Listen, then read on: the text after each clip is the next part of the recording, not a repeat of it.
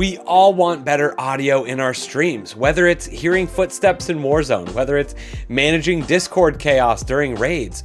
Maybe it's just keeping your mic clean when you're yelling at your chat for spamming the wrong emote. But let's be honest, not everyone wants to shell out $150 plus for a headset with streamer-worthy mic and audio quality. So, is the FIFINE H9 USB headset the new cheat code for budget-conscious streamers, or is this just another pair of earmuffs with dreams of one day finally having RGB?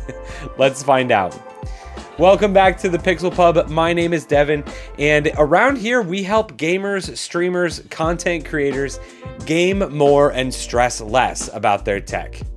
Big cheers and thank you to FIFINE for sending this headset out to test. But as always, they didn't pay me to say anything, so everything here is 100% my take, my ears, and maybe a little bit of garage beer fueled optimism. Cheers. So let's dive in real quick to an unboxing. This is the FIFINE AmpliGame H9 headset. And honestly, I think it's a pretty good looking headset for streamers, content creators, and gamers alike. If you like something that is lightweight, comfortable for long sessions, I think this could be one of those perfect headsets for you. Opening the box, you can see the standard FIFINE, very minimal type of aesthetic, which I am always a fan of. I always love a good unboxing, but man, if you can save me some money by making the box less pretty looking, I am completely okay with that.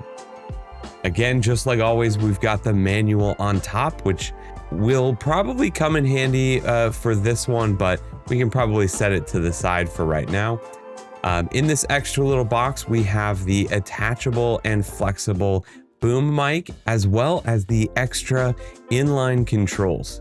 Now, this actually has its own built-in USB audio card, which is going to help provide that really clean digital signal. It also is one of those things that helps enhance the mic and headphone quality over just the standard 3.5mm connection. You can use that 3.5mm connection. This is going to add that digital signal. You can use it via USB. Also is going to add a virtual 7.1 surround sound toggle, which is going to help to add to that spatial awareness for competitive gaming or just that immersiveness if you're watching a movie or things like that. Also going to add both physical microphone and sound volume controls right in line on that controller. So taking the actual headset out, honestly, it feels pretty good. The ear cups are both plastic, but the actual headband is metal. The cushioning on here, the foam, actually feels pretty decent right now. Feels a little bit stiff at the moment, but we'll see how that ends up breaking in. The rest of it feels pretty solid. The microphone is nice and flexible here, and honestly, feels like a pretty solid headset so far for the price. So we'll have to see how this holds up, and hopefully we'll be getting a sound test here soon. So let's talk about a few of these features here. First off, the headset itself is honestly pretty light, and that might be one of those things that some people mistake for low quality because it doesn't have the same type of weight that some headsets have. I think they've just built this sort of the right way. You've got plastic on the side panels here, which again, I don't think you need full metal there to make this feel quality. You have the metal where it matters on the actual connector here and throughout the headband, so that it doesn't just snap, being a plastic piece going through there. The ear cushions are pretty cushiony. I think they're gonna take a little bit of wearing in. They still feel a little bit stiff right now, but they feel really good. I'm hoping that after some use, they start to break in. They feel more like they're breaking in and less like they're just going flat and limp. But that's going to be something that we'll have to see once we've been using these for a little while, how those foam inside those cushions end up faring. Another thing that I wanted to note is the 7.1 surround sound through the inline controls. It does technically support 7.1 surround sound. It is digital. It is not a physical 7.1. So again, your mileage is going to vary there. I don't think that specifically is why you're going to be buying this headset. Just a nice touch, I think, when you're watching a movie afterwards. Just one of those things that can help you in games like Warzone I mentioned earlier. Hearing footsteps from different directions, again, doesn't have to be the highest quality, just has to be enough to be able to hear what's going on. One other thing that I really like about this headset is, just like all of the other FIFINE products, I've already got videos that I'm going to post up here for their SC3 audio mixer, as well as the K688 microphone.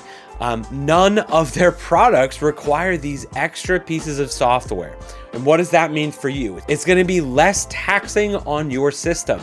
No big, bloated, unoptimized software running on your computer to run this headset.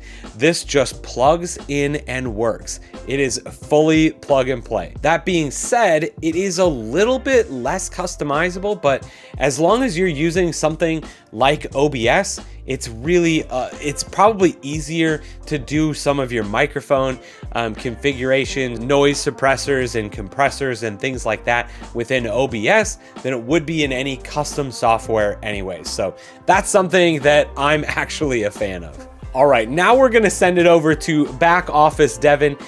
He's going to give you a little bit of a test of the microphone. It's way past time for my break, so we'll see you soon. Thanks, Pub Devin. Let's take a look at these headphones now. I've got them right here. For the most part, you've been hearing me talk on this microphone here, the Elgato Wave 3, or maybe a handful of other things, but I wanted to just test a few things. I've got the H9 here right now, and I wanted to give you a really quick test of the microphone here. So I'm gonna go and switch it really quick. So now the Elgato Wave has been muted and you are listening directly to the microphone on the headset. And again, this is one of those things that is not meant to be amazing. It's not meant to be podcast breathtaking, deep lows. This is meant to be a headset microphone, right? And again, the price directly reflects that kind of audio quality as well. Honestly though, the cable and the inline controls make this a really nice mic. Again, I do a lot of software things as far as muting and unmuting, but having these things at your fingertips is really nice. Never having to worry about charging a battery is also really nice. Not to mention, you have options with this cable now. This cable plugs in either via USB. I just unplugged it from the computer so you won't be able to hear it anymore. It either plugs in via USB, or at the inline controls, you can unplug it and now you have a 3.5mm jack. So the headphones are both USB and 3.5mm jack capable. So I think that's another really nice feature.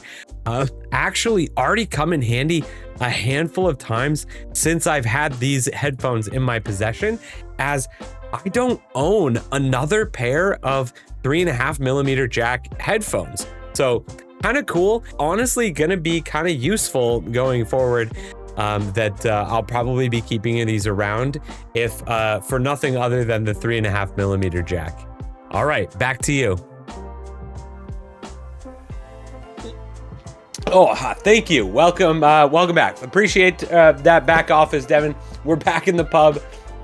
That sounded pretty okay, right? For a headset, especially of this price caliber. So I wanted to talk a little bit as well about the actual audio quality coming from the headphones. So just to preface, I'm no audio snob. I consider myself very much an enthusiast. I just love it when something sounds good. I'm typically also a fan of those bigger, cleaner basses.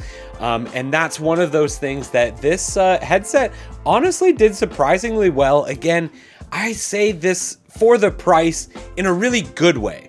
Not in a bad way. I think it sounded really great, especially considering the price. I think sound quality wise, I probably would have paid a little bit more for something along these lines, but I'm pretty sold on it.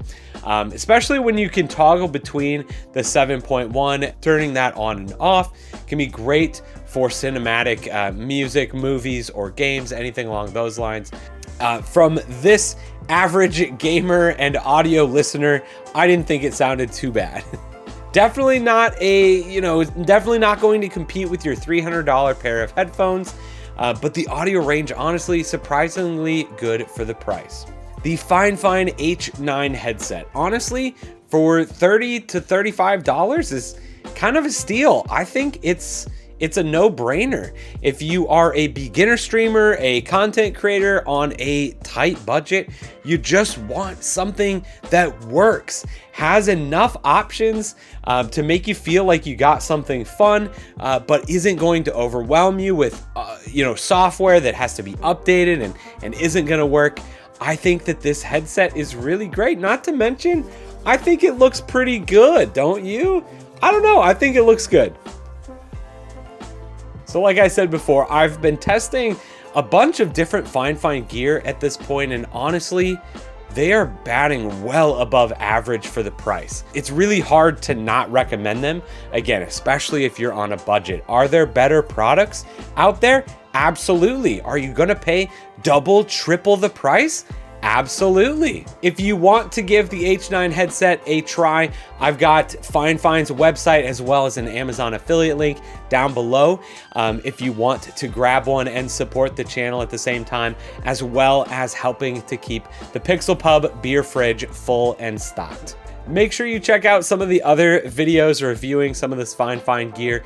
It's been really great so far, and I appreciate the opportunity to take a look at them. We'll see you in the next one. Cheers.